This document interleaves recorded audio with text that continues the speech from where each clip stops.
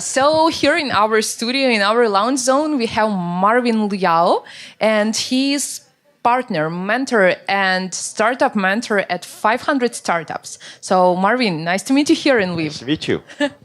And you said before our interview, you said that you have major in history. So how is it? How did you manage to go to the place where are you right now? Yeah, it's a great question. Yeah, so I was a history major, and to be honest, like I never thought I'd end up where I am doing what I'm doing right now. And I think a lot of it is just sort of as you study history, like many of my friends were like in the business sort of like program, and I think like a lot of them were like, well, they'd talk about their classes, and then they'd be like, well, you don't. You wouldn't know what I'm talking about. And I'm like, wait a minute, like it can't be that hard. So I just started reading everything I possibly could on business and actually realized it was actually kind of interesting. And so I kind of fell into it. And so accident. Accident. But I was very fortunate. I moved to Silicon Valley about 18 and a half years ago during the first dot-com sort of like bubble or boom, I guess if you call it that. And it was interesting. I just kind of fell in love with like the tech business, and so I've been there ever since. Mm-hmm.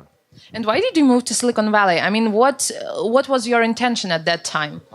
Like any gold rush, right? I thought I was going to get rich. That it didn't quite work out, but I thought it was just like it was where all the excitement was happening. The internet had just sort of started to become popular, and one of my good friends, she just recently moved there, and she said, "Hey." Because I was trying to evaluate where in the U.S. I was going to move to. So I was like, I'll go to New York, I'll go to Boston, go to L.A. And she was like, well, why don't you come to San Francisco? Like, there's all these like interesting opportunities. And I was like, yeah, why not? Like San Francisco. And the original plan was to stay there for 1 or 2 years and then maybe move to New York. But just I fell in love with the tech industry. What were you doing in San Francisco at that time, and what you learned about your life living there? So when I first moved there, I got a job at a PR firm, and I was terrible at it. And so I got fired after probably about 3 months. That was a true story. And then I was just randomly surfing the web, and I saw this really interesting company. This company called Libris. It was an e-commerce company. It at that time had raised like about $15 million, and I was like, wow, it's interesting. And so I randomly sent just randomly sent my CV to them, and then they called me back the next day, and then I interviewed really well, and I joined them, and I ended up spending 2 years. And that company ended up raising $30 million. I ended up running marketing, like particular online marketing for them. I was employee number 17 or something like that. And then I watched this company grow to like about 150 people. And then the dot-com bubble burst. And so I saw this company basically go down to like about, I think like 70. Life happens. Yeah. And so like many people in 2001, I lost my job because like just, you don't market when your business is not going well, right?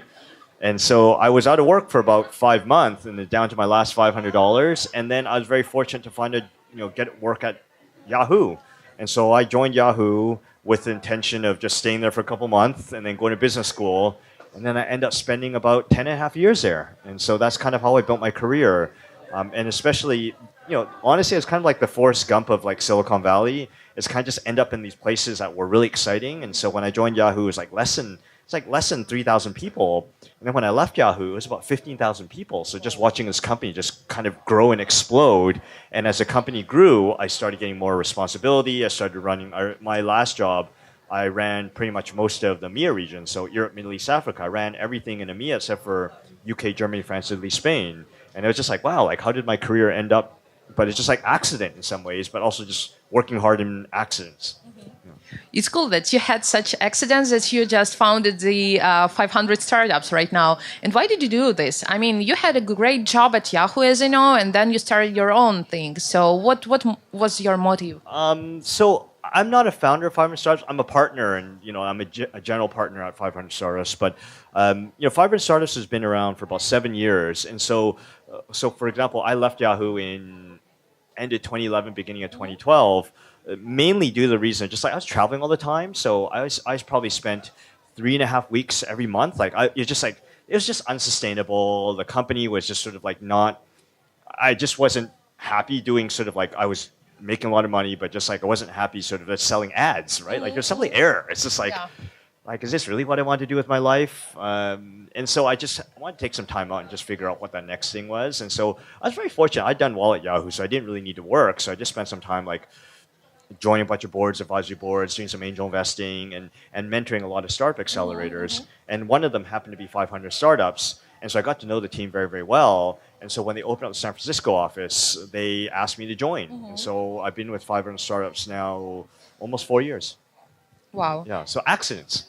Yeah, and by accident, you are in sales and marketing because at first you started as a major in history. So concerning the sales and marketing, what the role of sales and marketing in startups, I mean in general, and what are the tips and tricks of different stages of startup development and the sales and marketing process? Yeah, so I actually think in the early stage of startups, like sales and marketing is actually really critical. But sales and marketing is really more of a learning tool of just like trying to figure out who your customers are and trying to understand their needs and then trying to figure out where they hang out so you can basically approach them and basically target them, right, for your product and see if the product is something they're actually like interested in.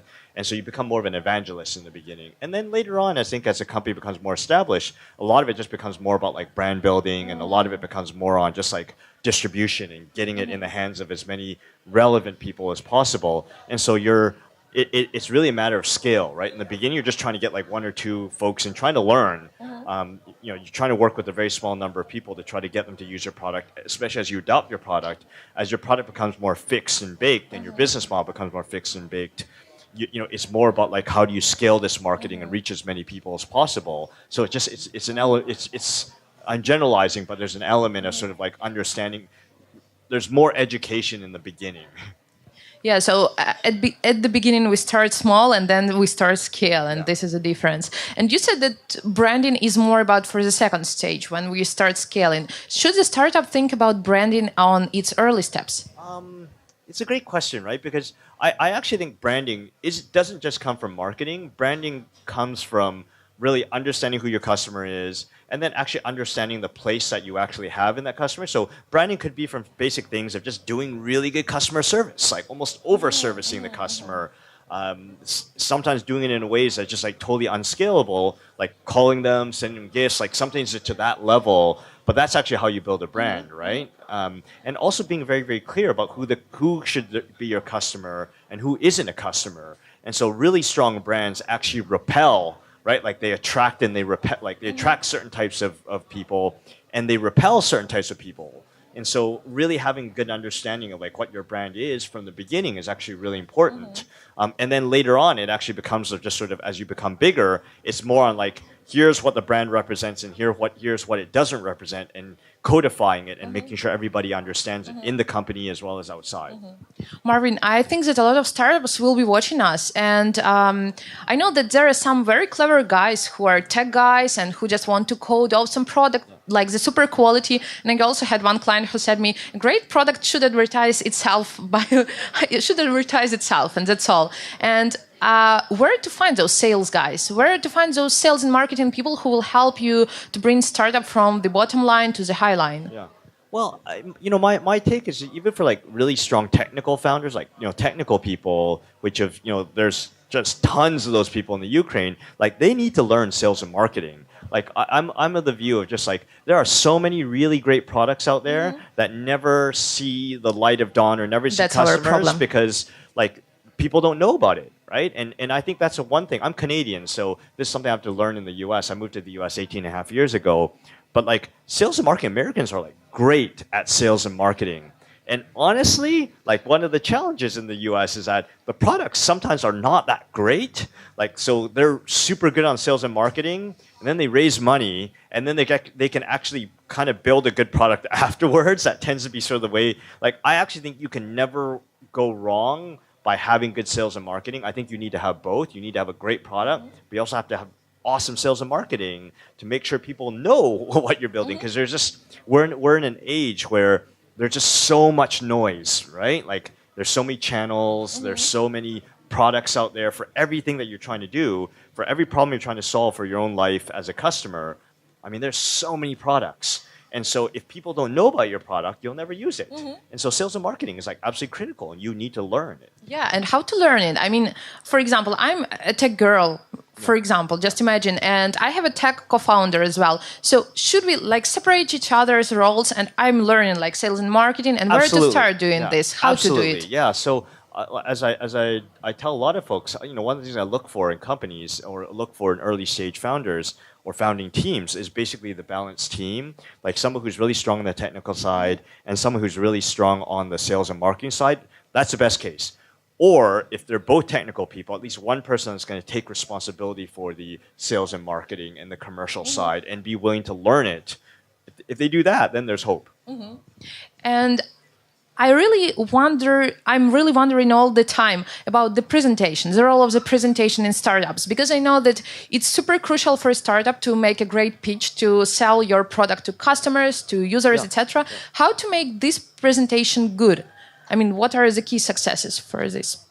I think number one, the first part is actually just having a great understanding of who your customers are. And I think too many startups just like, they build this thing and they go, wow, just like, and they don't even understand sometimes like who the customer actually is and what their real problems are, and are you building like to fix that problem. They kind of say, they build it and they're like, well, like I just hope somebody buys this thing. And so I think a lot of times they're building it without really good understanding with sort of their customers. So I actually think like I'm a big fan of like the lean startup methodology, which is like always talk to customers or talk to potential customers or users to get feedback on what you're building. And sometimes before you even build, you sort of build what we call like an MVP, like a very basic product just to get the feedback before you actually build. And spending, in the beginning, spending as much time as you can with potential customers and users to get that additional feedback and then and then you build after that. Versus it's almost a reverse. A lot of times they build it and they go, now I need to go and find somebody that's going to buy this thing. I don't usually see that works really well.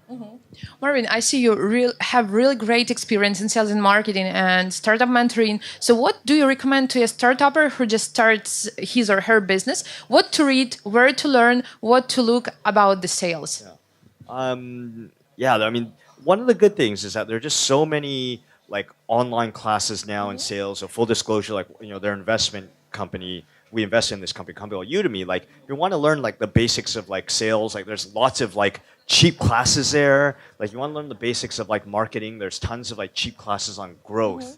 Like and the good thing of just like even if you don't want to spend money, like there's so many conferences now that have like videotaped interviews, videotaped talks. And so, for example, like we have on YouTube, we have this thing called Weapons of Mass Distribution. On YouTube, look it up, like 500 Startups Weapons of Mass Distribution, where it's a conference we do every year, and it's very well known for like sales and marketing. We have the best people from like some of the I would say some of the top practitioners in Silicon Valley talk about like their sales, things they've learned and how to do sales properly for SaaS, how to do marketing for various consumer products. And it's all like free on YouTube. And so there's so many things you can just learn without really like leaving the country. Yeah, so you just need to watch and search and the watch Google. And practice, right? Like, and sort of like watch these things and actually practice it and test it out for your product. Marvin, thank you so much for this interesting talk. And as the end of our talk today, I want to ask you to share some part of wisdom or part of the phrase which inspires you or things which inspire you and will inspire salespeople in Ukraine.